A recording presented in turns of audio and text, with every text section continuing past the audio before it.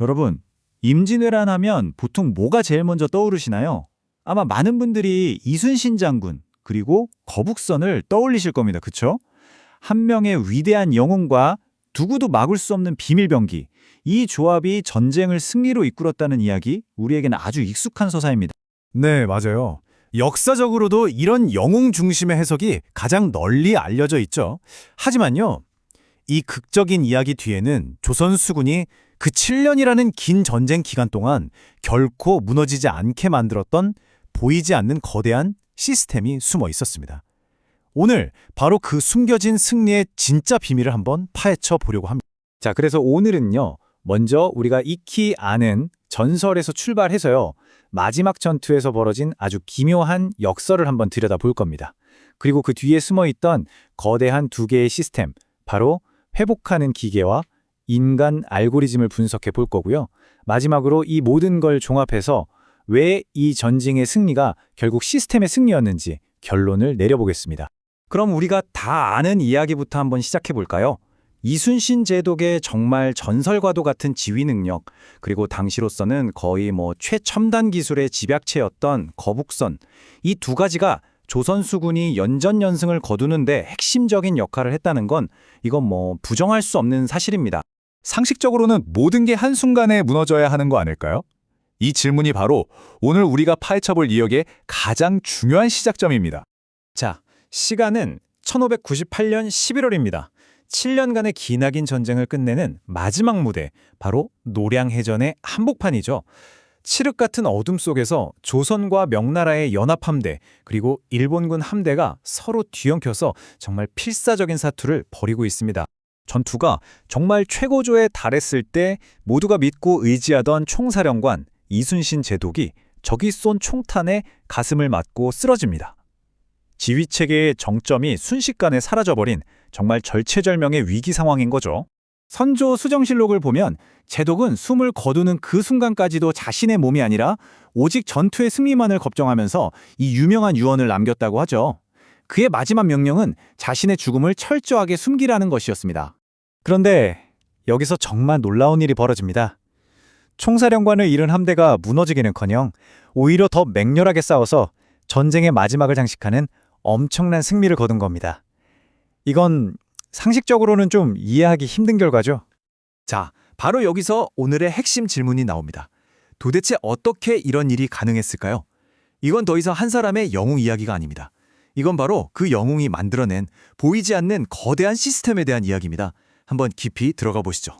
그 시스템의 첫 번째 기동은 바로 회복하는 기계라고 부를 수 있습니다. 이게 뭐냐면 수군이라는 조직의 물리적인 몸, 그러니까 병사들의 건강을 지키고 전투력을 끊임없이 재생산해내던 보급과 의료 인프라 전체를 말하는 겁니다. 당시 조선 수군의 현장 의료는요, 그냥 아픈 사람 치료하는 수준을 훨씬 넘어섰어요. 지금 보시는 것처럼 부상자를 즉시 안전한 곳으로 옮겨서 처치하는 생리학적 대응은 물론이고, 지휘관이 다쳤을 때 이걸 숨겨서 군 전체의 사기를 유지하는 조직적인 판단, 그리고 약품이나 식량을 효율적으로 배분하는 행정적인 기능까지, 이 모든 게 맞물려 돌아가는 아주 입체적인 시스템이었던 거죠. 이 슬라이드에서 진짜 흥미로운 게 뭐냐면요, 당시에는 전투 보급이랑 의료 지원이 따로 떨어진 개념이 아니었다는 겁니다. 붕대로 쓸 천, 영양을 보충해줄 소금, 탕약을 데울 연료, 이런 기본적인 군수 물자가 곧 병사를 살리고 회복시키는 의료 인프라의 핵심이었던 거예요. 잘 먹이고 잘 입히고 따뜻하게 해주는 것, 그게 바로 최고의 치료였던 셈입니다.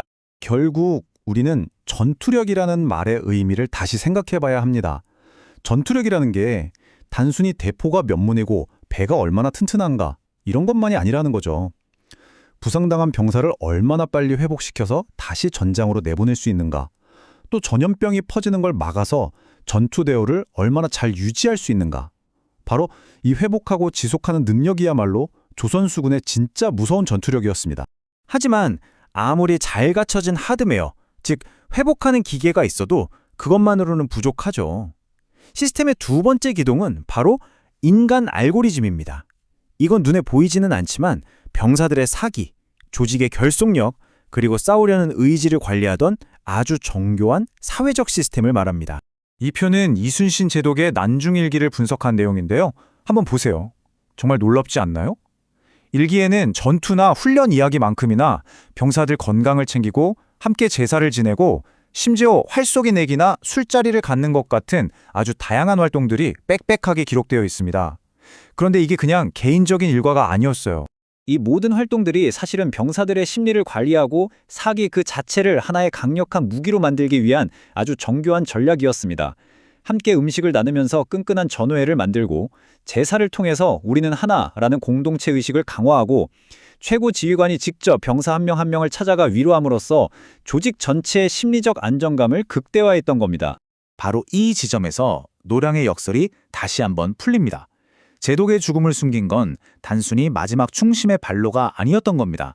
그것은 최고 지휘관의 부재라는 치명적인 정보가 조직 전체의 사기 붕괴로 이어지는 걸 막기 위한 평소부터 계속 작동해오던 이 인간 알고리즘이라는 시스템의 마지막이자 가장 극적인 실행이었던 거죠. 자, 이제 흩어져 있던 퍼즐 조각들을 맞춰서 전체 그림을 볼 시간입니다.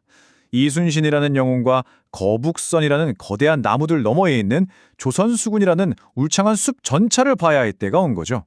어떤 역사학자의 지적처럼 우리는 개별 영웅이라는 나무에만 집중하다 보면 숲 전체를 보지 못하는 실수를 저지르기 쉽습니다. 하지만 전쟁의 승리라는 건 결국 나무 한 그루가 아니라 숲 전체의 건강함에서 나오는 법이죠.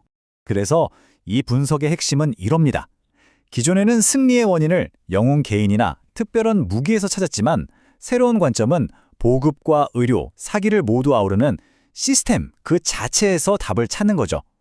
조선 수군을 사람의 의지에 따라 움직이는 조직이 아니라 최악의 위기 속에서도 스스로 작동할 수 있었던 하나의 강인한 생명체로 보는 겁니다. 결국 노량해전의 승리는 이순신 개인의 마지막 불꽃이 아니었습니다.